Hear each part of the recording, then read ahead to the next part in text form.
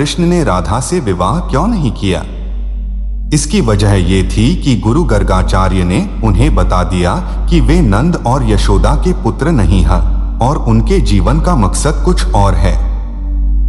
उन्होंने कहा कि नारद मुनि भी बिल्कुल कृष्ण जैसे गुणों वाले महामानव के आने की तारीख, स्थान और समय की भविष्यवाणी कर चुके हैं।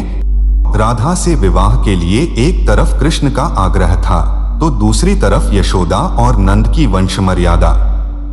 इस पर गुरु गर्गाचार्य ने कृष्ण को उनके जन्म के बारे में सब कुछ बताना शुरू किया। ये सुनते ही कृष्ण के भीतर जबरदस्त बदलाव आए और वे गोवर्धन पर्वत की ओर बढ़ चले। इसके बाद गर्गाचार्य ने कृष्ण को नारद द्वारा उनके बारे में की गई भविष्यवाणी के बारे में बताया।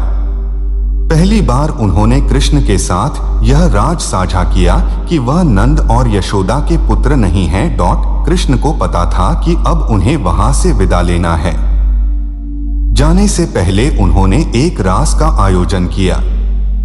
कृष्ण बचपन से नंद और यशोदा के साथ रह रहे थे। अचानक उन्हें बताया गया कि वह उनके पुत्र नहीं हैं।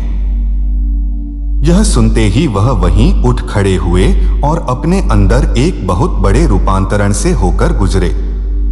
अचानक कृष्ण को महसूस हुआ कि हमेशा से कुछ ऐसा था जो उन्हें अंदर ही अंदर झकझोरता था, लेकिन वह इन उत्तेजक भावों को दिमाग से निकाल देते थे और जीवन के साथ आगे बढ़ जाते थे।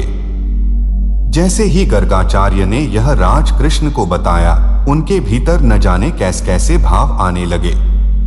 उन्होंने गुरु से विनती की, कृपया मुझे कुछ और बताइए। गर्गाचार्य कहने लगे, नारद ने तुम्हें पूरी तरह पहचान लिया है। तुमने सभी गुणों को दिखा दिया है। तुम्हारे जो लक्षण हैं वे सब इस ओर इशारा करते हैं कि तुम ही वह मनुष्य हो जिसके बारे में बहुत से ऋषि मुनि बात करते रहे हैं। नारद ने हर चीज की तारीख, समय और स्थान तय कर दिया था और तुम उन सब पर खरे उतरे हो। कृष्ण अपने आसपास के लोगों और समाज के लिए पूरी तरह समर्पित थे।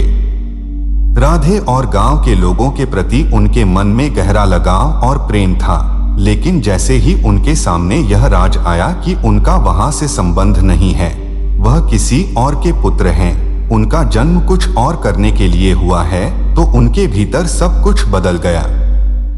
ये सब बातें उनके भीतर इतने जबरदस्त तरीके से समाई कि वह चुपचाप उठे और धीमे कदमों से गोवर्धन पर्वत की ओर चल पड़े। वह इतनी ज्यादा भाव विभोर और आनंदमय हो गईं कि अपने आसपास की हर चीज से वह बेफिक्र हो गईं। कृष्ण जानते थे कि राधे के साथ क्या घट रहा है।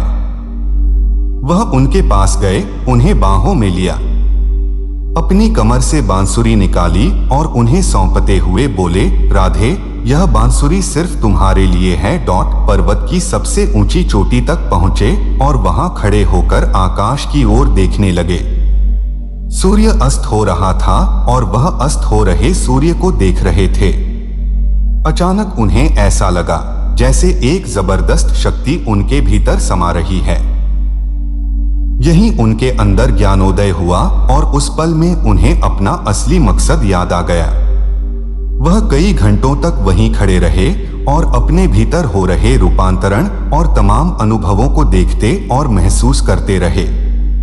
वह जब पर्वत से उतरकर नीचे आए तो पूरी तरह से बदल चुके थे। चंचल और रसिक वाला विदा हो चुका था।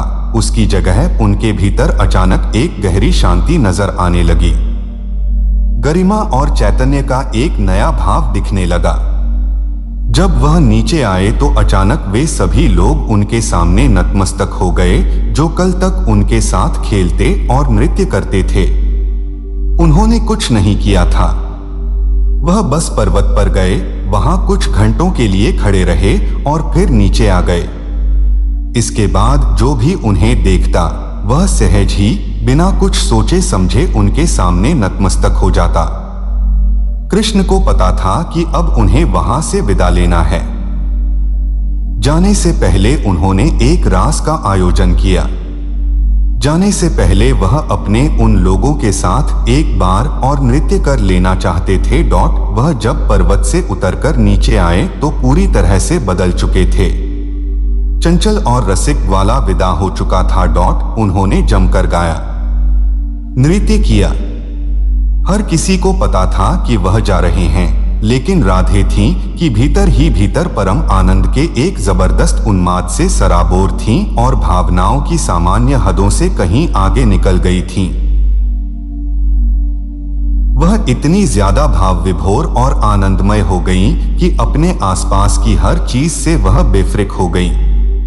कृष्ण जानते थे कि राधे के साथ क्या घट रहा है। वह उनके पास गए, उन्हें बाहों में लिया, अपनी कमर से बांसुरी निकाली और उन्हें सौंपते हुए बोले, राधे, यह बांसुरी सिर्फ तुम्हारे लिए है। अब मैं बांसुरी को कभी हाथ नहीं लगाऊंगा। इतना कहकर वह चले गए। इसके बाद उन्होंने कभी बांसुरी नहीं बजाई। उस दिन के बाद से राधे ने कृष्ण की तरह बांसुरी बजानी शुरू कर दी।